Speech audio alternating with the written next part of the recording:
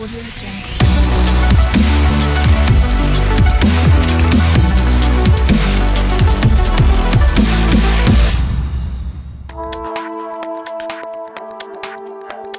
Hi, Jeff here with Corsair. I'm going to give you a quick tour of the Carbide Series Air 540 case. The Air 540 has a unique new design to provide outstanding cooling. Our direct airflow path design works on the principle that the components that generate the most heat should receive the coldest, most direct airflow from outside the chassis.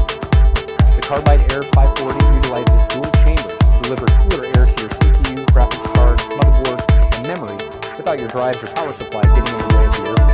The airflow path is effectively a straight line, drawing cool air directly into the components. Let's take a closer look at the airflow. The mesh top and front slide out easily like this.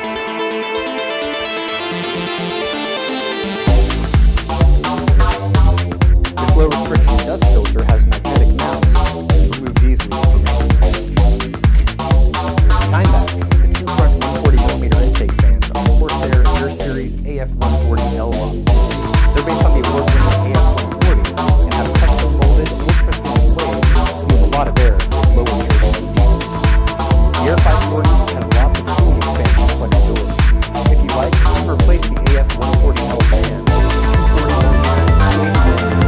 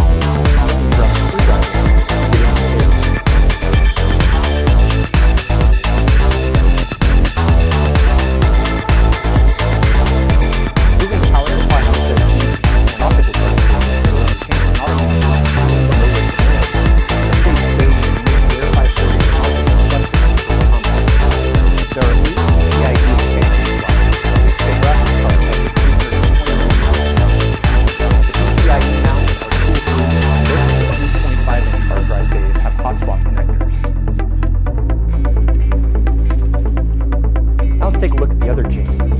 Again, the efficient design makes good use of the case's dimensions. There are two optical drive bays and two SSD bays. They're all tool-free, and you can fit extra long power supplies of up to 200 mm.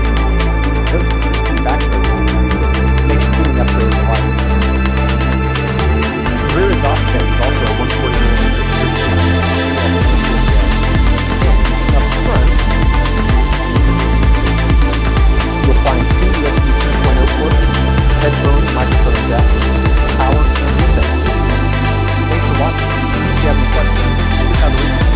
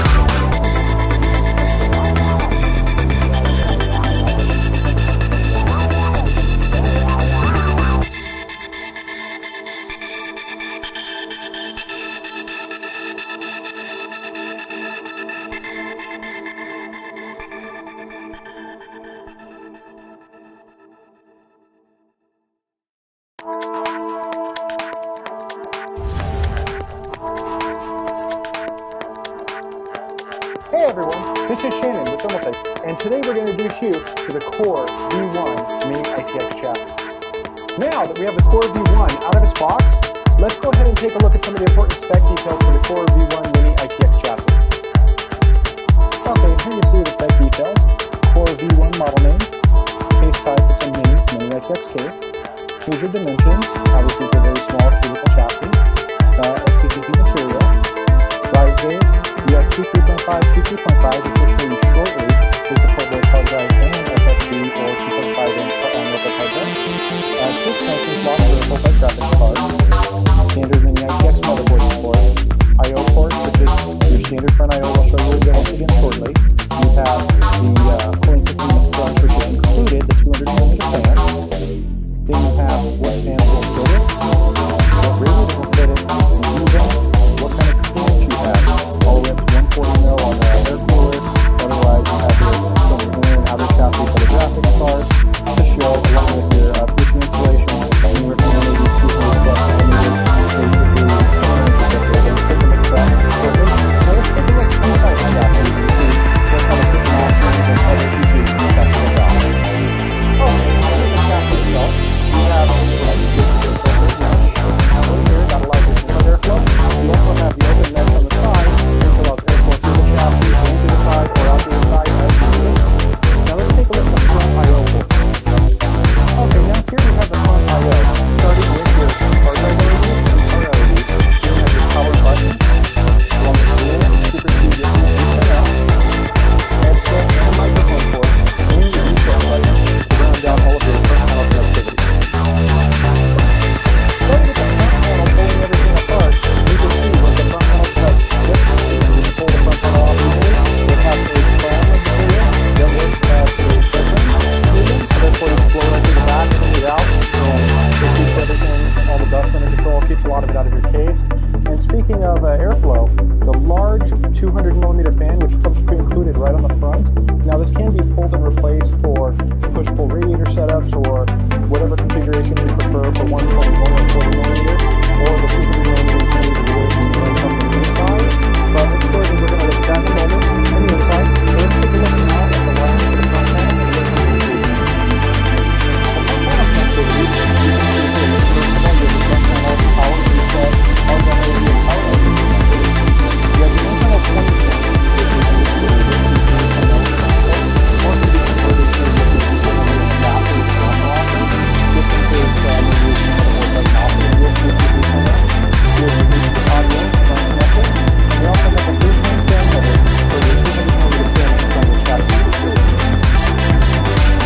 Okay, next up would be the drive mounting shortly. As you can see, both drives are mounted vertically. Now, as we said, it's a push-pull drive.